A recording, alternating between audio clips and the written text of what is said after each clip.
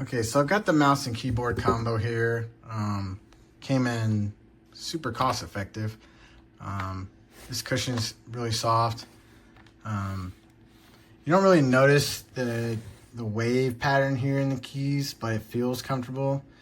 The mouse is absurdly light, but it tracks really well. You can see the mouse moving there.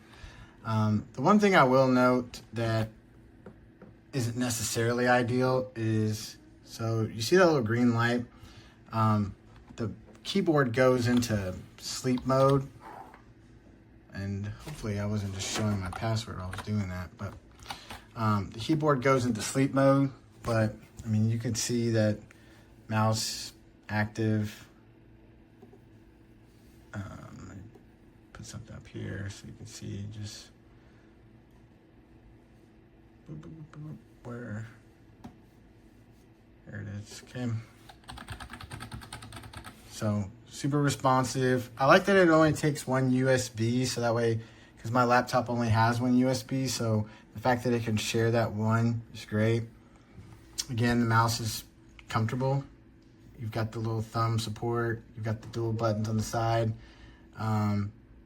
It's got a track here if you want, but it's optical, you can see, so hopefully I didn't blind you. I like you see where it's the button's off, so you can see that it's gone into sleep mode. So it's conserving battery. I don't know that I care so much about that, but it does it. It's got some hotkeys. You've got calculator and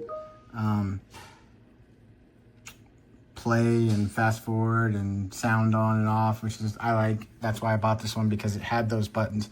My previous keyboard had like a better UI up front on top of the keyboard, but this one's fine. It does what I need it to do. Again, this was super cheap. It doesn't feel cheap. It's been sturdy. I like it. It allowed me to replace a Logitech board that cost me $100-something, and I can replace this one for $30. So I'll do that all day. So thanks.